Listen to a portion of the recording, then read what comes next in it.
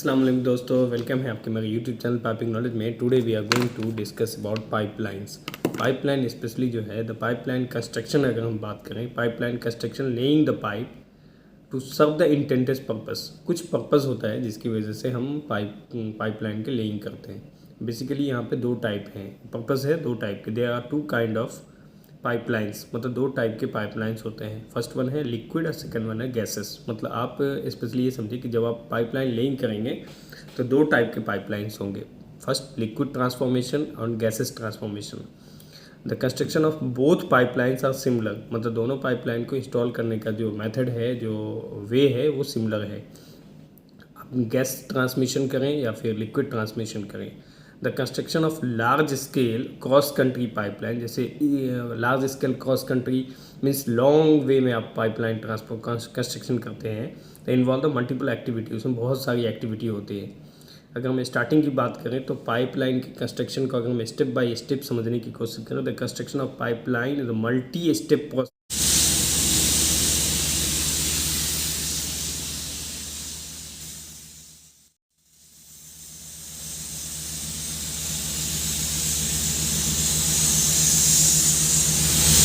Classified अगर हम करें पाइपलाइन के कंस्ट्रक्शन एक्टिविटी को तो थ्री टाइप के स्टेप्स होंगे।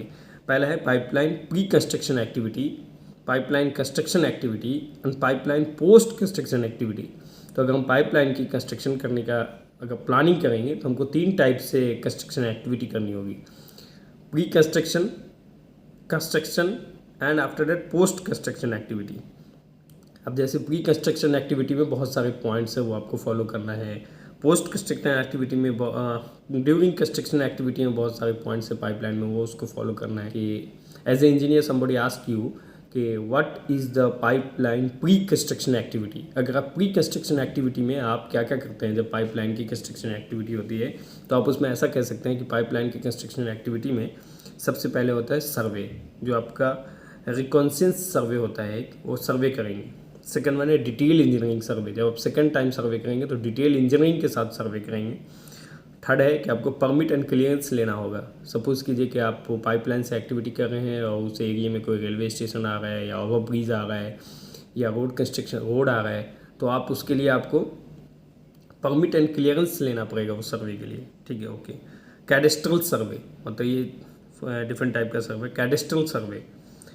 उसके बाद ROW, राइट ऑफ वे लेना पड़ेगा। इक्वेशन ROW का मतलब होता है राइट ऑफ वे। सपोज कीजिए कि हमारे लैंड में आपका पाइप कंस्ट्रक्शन की एक्टिविटी आने वाली है, या हमारे लैंड के एरिया में है, या किसी के बिल्डिंग के एरिया में आने वाला है, तो उसके लिए आपको राइट टू वे परमिशन का एक सर्टिफिकेट है, इक्वेशन ऑफ राइट ऑफ वे करते हैं, तो वो आपको परमिशन लेना होगा। Equation for the land on repeated station block wall, मतलब एक अपना पाइपलाइन में मोस्टली क्या होता है ना, हम लोग एक स्टेशन बनाते हैं जहाँ पे बहुत सारा ब्लॉक वॉल है, मतलब स्टेशन समझिए पाइपलाइन के जैसा रेलवे स्टेशन है वैसा ही उसका भी स्टेशन होगा पाइपलाइन का, जहाँ से वो ऑपरेट होता है।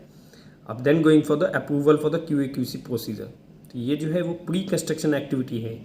प्री कंस्ट्रक्शन एक्टिविटी के अंदर जैसे अब मैंने आपको 6-7 पॉइंट्स बताए ना, इन सब पॉइंट्स के बहुत सारे पॉइंट्स हैं। Concession survey, the main objective of this survey of the pipeline to establish the pipeline route, मतलब हमको पाइपलाइन का रूट फाउंड करना है कि हम किधर से कौन सा साइड से लाइन जाएगा या उसका एग्जैक्ट रूट क्या है।